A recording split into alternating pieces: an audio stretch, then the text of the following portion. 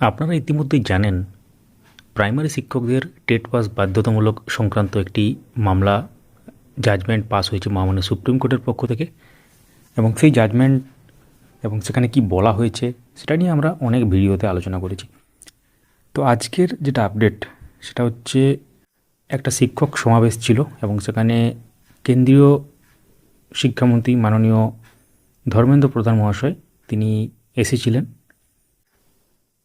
তো ভারতবর্ষে এটা সর্বপ্রথম যে প্রকাশ্য শিক্ষক সমাবেশে উপস্থিত থেকে সর্বভারতীয় শিক্ষামন্ত্রী অনারেবল ধর্মেন্দ্র প্রধান মহাশয় টেট সংক্রান্ত বিষয়ে কিছু গুরুত্বপূর্ণ কথা বলেছেন এবং বার্তা দিয়েছেন। কি বলেছেন তিনি এই ভিডিওর মাধ্যমে আমরা আপনাদের সাথে শেয়ার করব। শুরু করার আগে বলি, অবশ্যই যারা ইউটিউব থেকে দেখছেন চ্যানেলটিকে সাবস্ক্রাইব করে রাখুন, যারা ফেসবুক থেকে দেখছেন পেজটিকে ফলো করে রাখুন। তো অনেকের প্রশ্ন ছিল যে আজকে কি আপডেট উঠে এলো। তো দীর্ঘ আলোচনা হয়, গ্রিন রুমে বৈঠক অনুষ্ঠিত হয়, ডেপুটেশন কপিসহ সমস্ত ডকুমেন্ট মাননীয় মন্ত্রী তিনি পর্যালোচনা করেন এবং তিনি আশ্বাস দিয়েছেন যে এই টেট সমস্যার সমাধানে যা যা প্রয়োজন তা করা হবে। এখন কি করা হবে সেটা জানা যাচ্ছে না, এবং যেটা শিক্ষকদের দীর্ঘদিনের দাবি সেটা নিয়ে এটা পজিটিভ ব্যাপার উঠে এসেছে, অনেকেই মনে করছেন এটা। তো এইটা আমরা অলরেডি আমাদের ফেসবুক পেজে শেয়ার করেছি, যারা দেখেছেন তারা জানেন ব্যাপারটা। তো টেট সমস্যা কি তাহলে এবার সমাধান হতে চলেছে?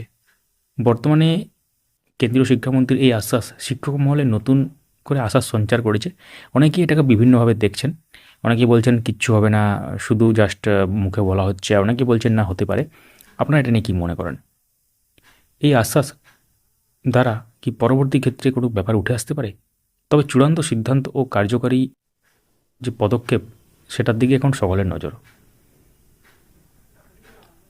অফিসিয়ালভাবে কোনো কিছু ডিক্লেয়ার না হলে সেটা তো বাস্তবায়ন হবে না, কারণ মুখের কথা তো হবে না। তো এখন দেখার বিষয় কি হতে চলেছে আগামী দিনে, কারণ জাজমেন্ট পাস হয়েছিল 1 সেপ্টেম্বর 2025। সেই জাজমেন্টের দিন থেকে 2 বছরের মধ্যে কিন্তু টেট পাসের একটা ব্যাপার বলা হয়েছে।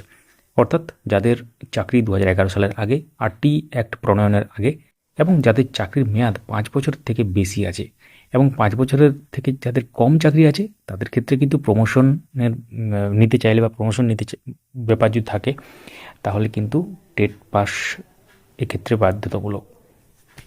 কিন্তু তাদের চাকরির ক্ষেত্রে কোনো অসুবিধা হবে না। কিন্তু যাদের 5 বছর থেকে বেশি চাকরি আছে টেট পাস না করলে চাকরি থাকবে না, এমনই ধরতে পারেন। এবং তিনি যখন রিটায়ার হবেন, মানে যদি চাকরি না থাকে তখন সেই মুহূর্তে নির্দিষ্ট সময়সীমা পেরিয়ে গেলে যেসব সুযোগ সুবিধা পাওয়া যায় সেগুলো পাবেন। সেগুলো তো আমরা অন্য ভিডিওতে আলোচনা করেছি।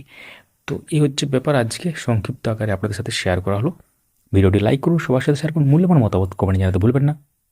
ধন্যবাদ। আপনারা দেখছিলেন আপডেট মাস্টার।